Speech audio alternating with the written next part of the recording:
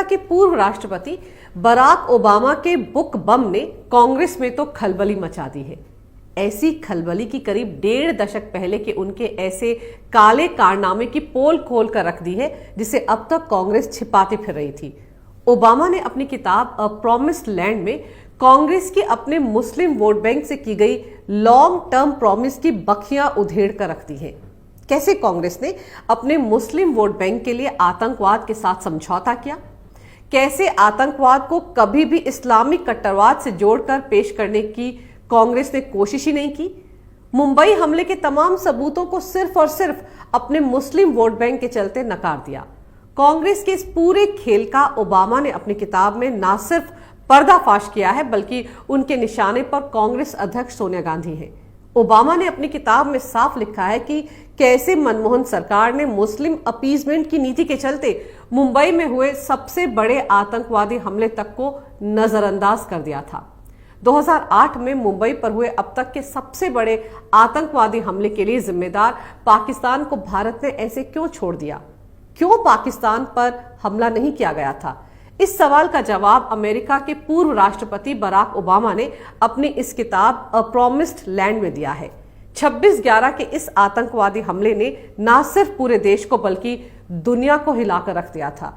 इस हमले को पाकिस्तान के आतंकवादी संगठन लश्कर-ए-तैयबा के 10 आतंकवादियों ने अंजाम दिया था, जो पाकिस्तान से समंदर के रास्ते मुंबई में दाखिल हुए थे। इस हमले में करीब 250 बेगुनाह लोग मारे गए थे, जबकि मुंबई पुलिस, एटीएस और एनएसजी के 11 जवान भी इस हमले में शहीद हुए थे। 12 साल पहले हुए इस हमले को पाकिस्तान ने बहुत ही सुनियोजित तरीके से अंजाम दिया था। हमले के दौरान इन आतंकवादियों को सैटेलाइट फोन पर पाकिस्तान में बैठे उनके आका लगातार गाइड भी कर रहे थे। हमले के तुरंत बाद भारतीय खुफिया एजेंसियों को इस बात के पुख्ता सबूत मिल गए थे कि इस हमले के पीछे पाकिस्तान की फौज और वहां की खुफिया एजेंसी आईएसआई का भी हाथ था। इस पुख्ता जानकारी के पीछे हमले में जिंदा पकड़े गए एकमात्र आतंकवादी अजमल कसाब की तरफ से दिया गया इकबालिया बयान, कराची के कंट्रोल रूम में बैठे लश्कर-ए-तैयबा के आदमी और मुंबई हमलावरों के बीच पकड़ी गई कई घंटों की बातचीत थी। इतने सारे सबूत मिलने के बाद जहां पूरा देश पाकिस्तान से बदला लेने की आग में जल रहा था, वहीं उस वक्त की मनमोहन सरकार ने पाकिस्तान के खिलाफ किसी भी तरह की सैन्य कार्रवाई से साफ इनकार कर दिया था। तब हर तरफ मनमोहन सरकार के इस लचीले रवैये पर कई सवाल उठे थे। क्यों पाकिस्तान की इस बड़ी हिमाकत को भारत ने नजरअंदाज कर दिया? अब करीब 12 साल गुजर जाने के बाद अमेरिका के राष्ट्रपति बराक ओबामा ने अपनी किताब में इस सवाल का जो जवाब दिया है वो वाकई बेहद चौंकाने वाला है। उन्होंने लिखा है कि मुंबई हमले के बाद मनमोहन सिंह बहुत डर गए थे। डर इस वजह से नहीं था कि पाकिस्तान भी भारत की तरफ से की गई किसी भी कार्रवाई का पलट कर जवाब दे सकता है, बल्कि डर इस वजह से था कि अगर भारत इस तरह की कार्रवाई को अंजाम देता है तो कहीं कांग्रेस का मुस्लिम वोट बैंक उसके हाथ से खिसक ना जाए और इस बात का फायदा कहीं कुछ महीने बाद होने वाले लोकसभा चुनाव में बीजेपी ना उठा ले। जी हां, सही सुना आपने। बराक ओबामा ने अपनी किताब में लिखा है कि सोनिया गांधी, जो कि उस वक्त यूपीए की चेयरपर्सन थी, उन्हें ये कतई गवारा नहीं था कि इस आतंकवादी हमले को इस्लामिक कट्टरवाद और पाकिस्तान के साथ जोड़कर पेश किया जाए।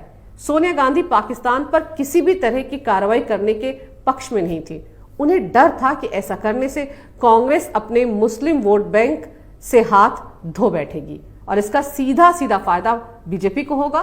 बीजेपी तो हमेशा से ही कहती आ रही थी कि पाकिस्तान आतंकवाद की फैक्ट्री है और वो इसी आतंकवाद की आड़ में भारत के खिलाफ प्रॉक्सी वॉर चला रहा है। ऐसे में पाकिस्तान पर हमले की सूरत में बीजेपी अपनी इसी बात को और जोरदार तरीके से उठाती तो कांग्रेस को लोकसभा चुनाव में भारी नुकसान उठाना पड़ता, क्योंकि 2009 में लोकसभा के चुनाव सिर पर थे। ऐसे में कांग्रेस, जो 2009 का चुनाव भगवा आतंकवाद के मुद्दे पर लड़ने का मन बना चुकी थी, वो पाकिस्तान पर हमला करके आ बैल मुझे मार नहीं करना चाहती थी और इसीलिए अपने मुस्लिम वोट बैंक को एकजुट रखने के चलते उस वक्त की मनमोहन सरकार ने अपने फायदे के लिए न सिर्फ देश के मान सम्मान को ताक पर रख दिया, बल्कि देश की सुरक्षा के साथ भी एक समझौता कर लिया। सिर्फ और सिर्फ मुसलमानों को खुश करने के लिए, उनके वोट हासिल करने के लिए इतने बड़े आतंकवादी हमले पर मनमोहन सिंह खामोश रहे और इसीलिए बराक ओबामा ने अपनी किताब में मनमोहन सिंह को एक डरा हुआ प्रधानमंत्री बताया है। ये तो वो तथ्य हैं जिनका खुलासा बराक ओबामा ने अपनी किताब में किया है। लेकिन कांग्रेस ने ऐसा क्यों किया? क्यों कांग्रेस को इस हमले में पाकिस्तान का कनेक्शन नजर ही नहीं आया? क्यों कांग्रेस ने इतने बड़े गुनाह के लिए भी पाकिस्तान को बख्श दिया? क्यों कांग्रेस पर पाकिस्तान के प्रति नरम रवैया रखने का आरोप लगता है? इस खेल को पूरा समझने के लिए आपको 2006 और 2007 में हुए कुछ आतंकवादी हमलों को जहन में रखना होगा। गौरतलब है कि यूपीए 1 सरकार के गृह मंत्री पी चिदम्बरम ने 2006 में महाराष्ट्र के मालेगांव में बम धमाके, हरियाणा में समझौता एक्सप्रेस में धमाका, हैदराबाद में मक्का मस्जिद में धमाका और 2007 में अजमेर शरीफ दरगाह पर हुए बम धमाकों के बाद भगवा आतंकवाद का जुमला उछाला था। मालेगांव धमाके के बाद तो मनमोहन सरकार ने कथित हिंदू आतंकवाद के नाम पर साध्वी प्रज्ञा, कर्नल पुरोहित, स्वामी असीमानंद को महाराष्ट्र एटीएस ने गिरफ्तार भी किया था। किस तरह से उन सबको प्रताड़ित किया गया था ताकि वो ये बात कबूल कर लें कि वो ऐसे हिंदू संगठन से जुड़े हैं जो आतंकवादी हमलों को अंजाम देता है। आज इस साजिश का पूरी तरह से पर्दाफाश हो चुका है। खुद साध्वी प्रज्ञा, जो आज भोपाल से बीजेपी सांसद है, उन्होंने कितनी बार अपना दर्द बयां किया है।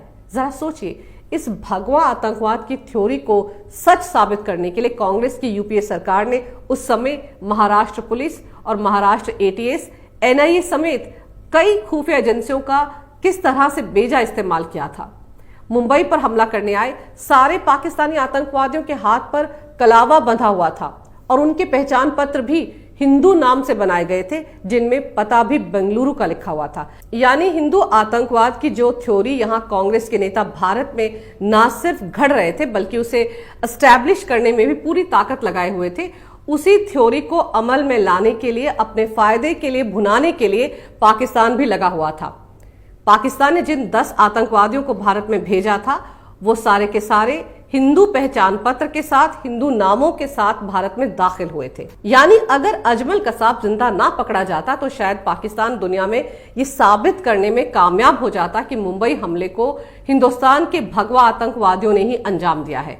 तो जो भगवा आतंकवाद की थ्योरी सबसे पहले चिदम्बरम ने उछाली थी वो सच साबित हो जाती।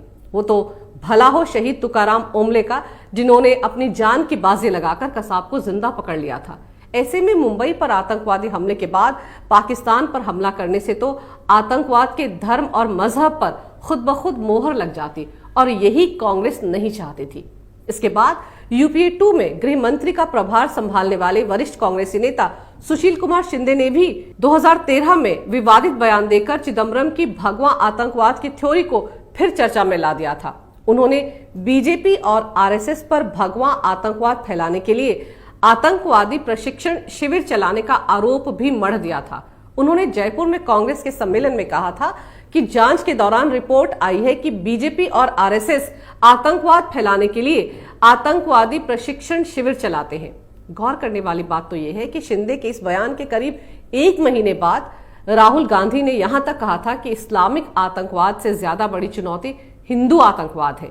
मजेदार तो यह है कि 26/11 के मुंबई आतंकवादी हमले को भगवा आतंकवाद से जोड़ने की सारी साजिश भी हो चुकी थी और इसके लिए विवादित पत्रकार अजीज बर्नी ने तो बाकायदा 26/11 आरएसएस की साजिश इस शीर्षक से एक किताब तक लिख डाली थी। और मुसलमानों को खुश करने के लिए कांग्रेस के वरिष्ठ नेता दिग्विजय सिंह ने तो 4 कदम आगे बढ़कर इस किताब का विमोचन भी कर दिया था।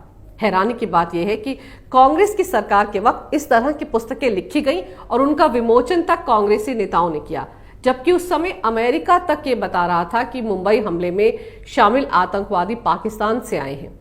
बस कांग्रेस के केंद्र में काबिज मनमोहन सरकार को ये ना दिख रहा था ना समझ में आ रहा था। और अगर आज कांग्रेस की उस वक्त की हिंदू आतंकवाद की थ्योरी और अमेरिकी पूर्व राष्ट्रपति बराक ओबामा की किताब में लिखे गए तथ्यों को आप जोड़ेंगे तो समझ में आ जाएगा कि कांग्रेस को पाकिस्तान से इतना प्रेम क्यों है। क्यों कांग्रेस ने पुलवामा आतंकवादी हमले पर पाकिस्तान का बचाव करते हुए बीजेपी पर ही इस हमले को अंजाम देने का आरोप मढ़ दिया था। सर्जिकल स्ट्राइक पर कांग्रेस ने ही सवाल क्यों उठाए थे। क्यों बालाकोट हवाई हमले के बाद सबसे ज्यादा कांग्रेसी परेशान थी। सीएए के मुद्दे को लेकर क्यों कांग्रेस ने हिंदुस्तानी मुसलमानों को बरगलाया। क्यों एनआरसी के मुद्दे पर मुसलमानों को डिटेंशन कैंप में बंद करने के नाम पर डराया और धमकाया। और जम्मू कश्मीर से आर्टिकल 370 हटने के बाद कांग्रेस के नेताओं और पाकिस्तान के नेताओं की जुबान एक जैसी थी। क्यों यहां जो कुछ राहुल ने बोला वही बात इमरान खान ने यूएन में जाकर बोली? आज भी क्यों कांग्रेस कश्मीर में आर्टिकल 370 बहाल करने के लिए बने विवादित गुपकर गैंग का हिस्सा है? पाकिस्तान के नेताओं और कांग्रेस के नेताओं की जुबान एक ही है, यह महज इत्तेफाक नहीं हो सकता। आज ओबामा की किताब ने कांग्रेस को पूरी तरह से आतंकवाद के साथ समझौता करने वाली पार्टी करार दे दिया है और ये तोहमत अब तो बाकायदा सबूतों के साथ लगाई गई है। यही नहीं, इस किताब में राहुल गांधी के आईक्यू लेवल और मनमोहन सिंह को प्रधानमंत्री बनाने के पीछे सोनिया गांधी की कूटनीतिक मंशा का भी खुलासा किया गया है। जाहिर है ओबामा ने पूरी कांग्रेस को एक ऐसा आईना दिखाया है कि वो चाहकर भी इन तथ्यों को नकार नहीं पाएगी। अब भले ही कांग्रेसी ओबामा पर एफआईआर दर्ज करने के लिए कोर्ट का दरवाजा खटखटा रहे हो, लेकिन सच सामने आ चुका है, क्योंकि सच को ना छिपाया जा सकता है ना परास्त किया जा सकता है। अगर आपको मेरा ये वीडियो अच्छा लगे तो कृपया इसे लाइक करें, शेयर करें और हमारे चैनल को सब्सक्राइब जरूर करें। देखते रहिए कैपिटल टीवी। अगर आपको हमारा वीडियो पसंद आया हो तो इसे लाइक करें, हमारे चैनल को सब्सक्राइब करें और हाँ, बेल आइकन दबाना ना भूलें ताकि आप तक हमारे वीडियो की नोटिफिकेशन पहुंचती रहे। आप अपना सुझाव हमें कमेंट बॉक्स में दे सकते हैं। हमारे साथ जुड़ने के लिए शुक्रिया।